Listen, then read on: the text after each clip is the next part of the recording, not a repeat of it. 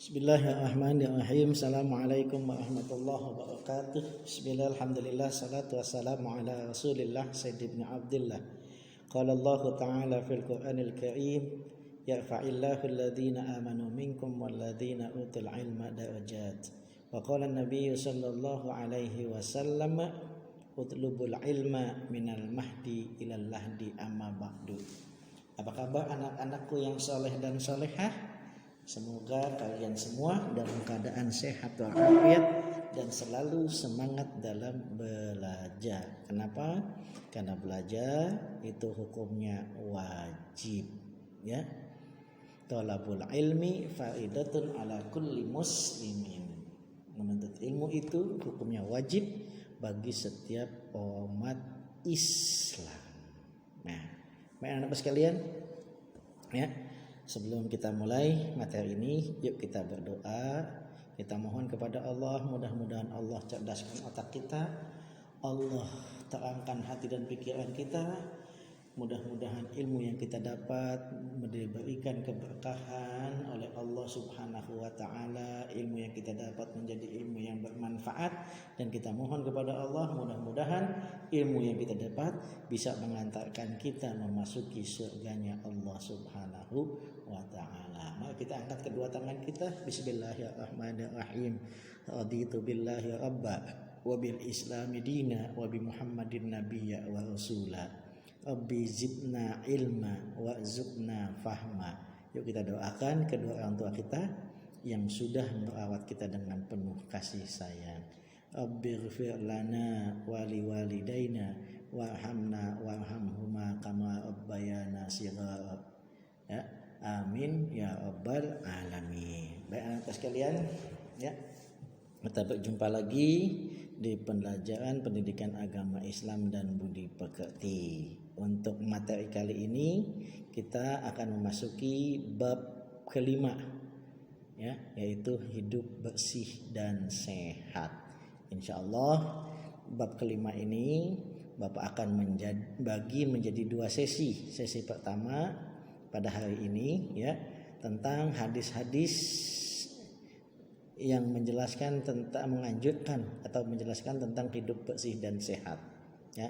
Insya Allah di pertemuan yang kedua di pekan yang akan datang kita akan membahas manfaat hidup bersih dan sehat. Baik anak sekalian, Bapak akan mulai. Bismillahirrahmanirrahim, ya.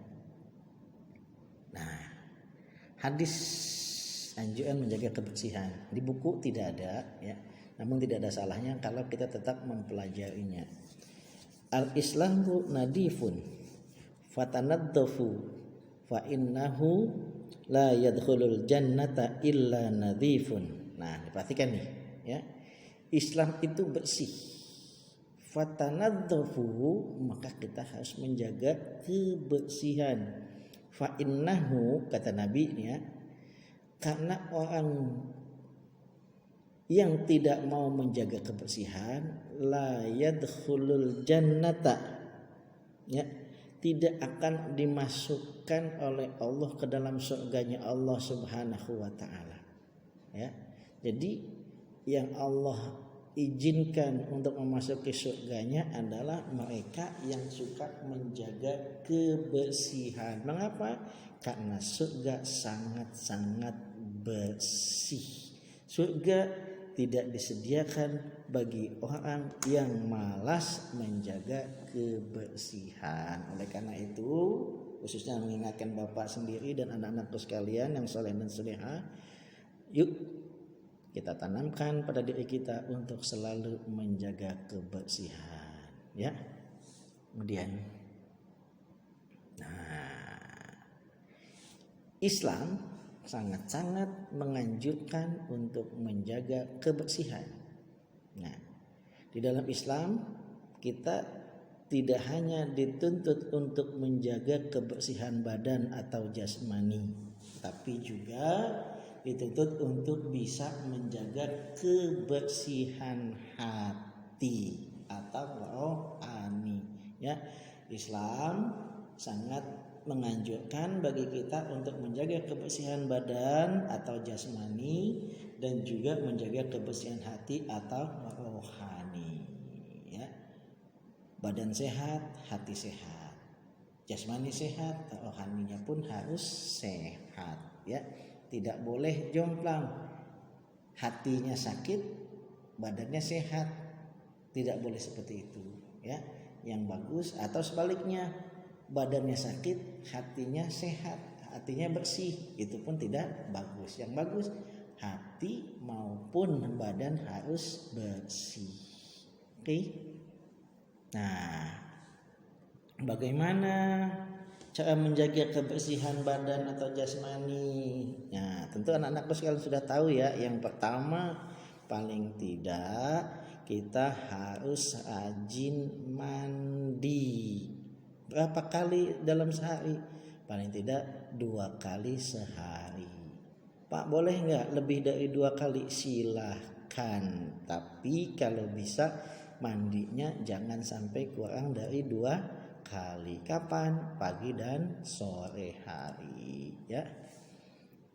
Kemudian yang kedua, dengan gambar apa nih? Wudhu, ya.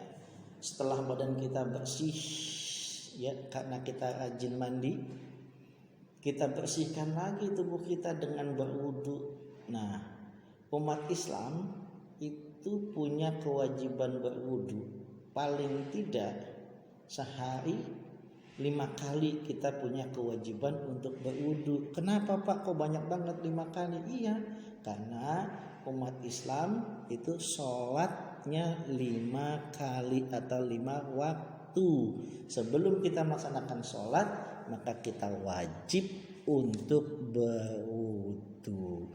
Mau sholat subuh wudhu, mau sholat zuhur wudhu, mau sholat asar wudhu, mau sholat maghrib wudhu, mau sholat isya wudhu, ya. Setelah kita mandi, tubuh kita bersih. Nah, ditambah dengan berwudhu, maka tubuh kita jadi semakin bersih. Kalau tubuh bersih, insya Allah tubuh kita akan sehat. Ini cara menjaga kebersihan badan atau jasmani, ya. Berikutnya, menjaga kebersihan hati, ya, atau rohani. Bagaimana Pak cara menjaga kebersihan hati? Yang pertama, banyak-banyak baca Al-Quran. Orang yang banyak membaca Al-Quran, hatinya akan bersih. Kenapa? Karena orang yang rajin baca Quran, maka setan tidak mau mendekati diri kita, ya. Yang membuat hati kita kotor tidak lain dan tidak bukan karena godaan setan. Kalau kita malas baca Quran, maka setan akan terus menggoda kita. Tapi kalau kita rajin baca Quran, maka setan malas atau tidak mau dekat-dekat dengan kita. Kalau setan sudah tidak mau dekat dengan kita, maka insya Allah hati kita menjadi bersih, ya. Kemudian yang kedua, menjaga kebersihan rohani atau hati, sholat, ya. Pak, kenapa harus sholat Pak? Dalam Al-Quran Allah berfirman, innas sholata tanha anil fahsya'i wal munkar. Kalau orang sudah sholat dengan baik dan benar, maka tidak mungkin bagi orang tersebut melakukan hal-hal yang tidak baik, ya.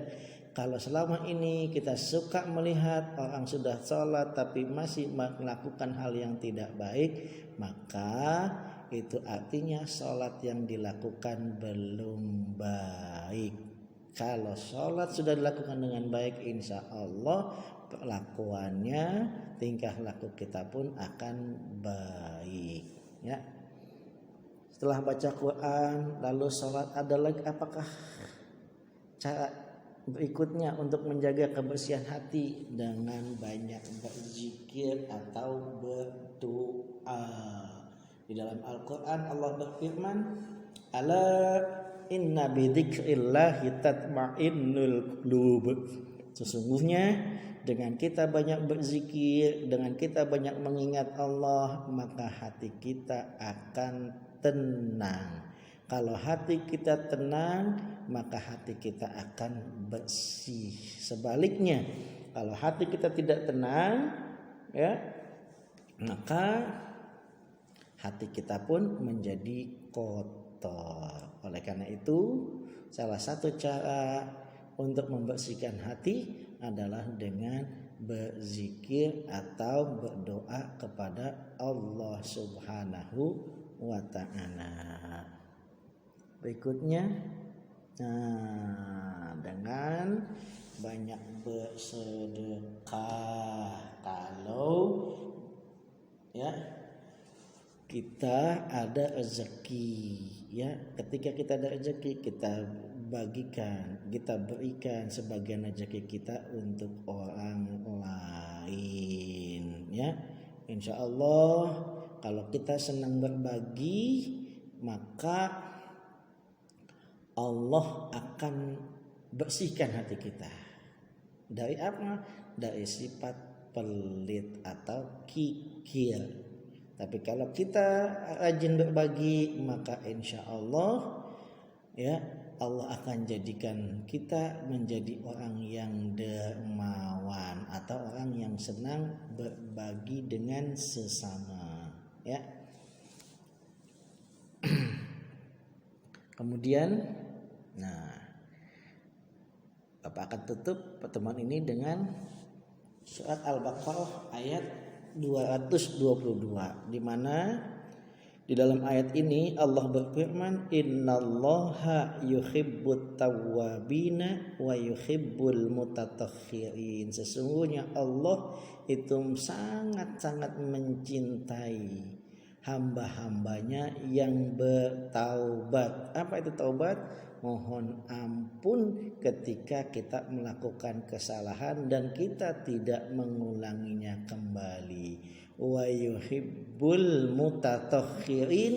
Selain orang yang rajin taubat, kata Allah, yang Allah sukai adalah orang yang selalu menjaga kebersihan. Ingat, bukan hanya kebersihan badan atau jasmani, tapi juga kebersihan hati atau rohani. Mudah-mudahan kita semua, ya, Allah selalu kuatkan untuk menjaga kebersihan hati atau rohani dan kebersihan jasmani atau tubuh, ya. Baik anak-anak sekalian, kalau kita sudah bisa menjaga kebersihan hati, kalau kita sudah bisa menjaga kebersihan badan kita, maka insya Allah Allah akan menjadikan kita sebagai hamba-hamba yang Allah cintai. Kalau Allah sudah cinta dengan kita, maka insya Allah Allah akan masukkan kita ke dalam surganya. Amin ya rabbal alamin. Baik anak-anak sekalian, Bapak akhiri pertemuan kali ini, ya. Insya Allah di pertemuan kali ini Bapak tidak memberikan tugas, ya. Bapak tidak memberikan tugas, namun sekalipun Bapak tidak memberikan tugas, tidak mengurangi semangat anak-anakku sekalian untuk selalu banyak belajar atau menuntut ilmu. Baik, sekian dari Bapak, ya. Kita tutup perjumpaan ini dengan sama-sama berdoa. Kita mohon kepada Allah, mudah-mudahan ilmu yang kita dapat menjadi ilmu yang berkah, ilmu yang bermanfaat, baik untuk kehidupan di dunia dan di akhirat. Dan kita mohon kepada Allah, mudah-mudahan ilmu yang kita dapat bisa mengantarkan kita memasuki surganya Allah Subhanahu wa ta'ala. Kita angkat kedua tangan kita. Bismillahirrahmanirrahim. Rabbana anfa'na bima 'allamtana wa 'allimna ma yanfa'una. Rabbana atina fid dunya hasanah wa fil akhirati hasanah wa qina adzabannar. Bi fadli subhanaka rabbil izzati amma yasifun wa salamun 'alal mursalin walhamdulillahi rabbil alamin. Sekian dari Bapak, kurang lebih mohon maaf, ya. Bapak akhiri perjumpaan kali ini dengan sama-sama mengucapkan Assalamualaikum warahmatullahi wabarakatuh.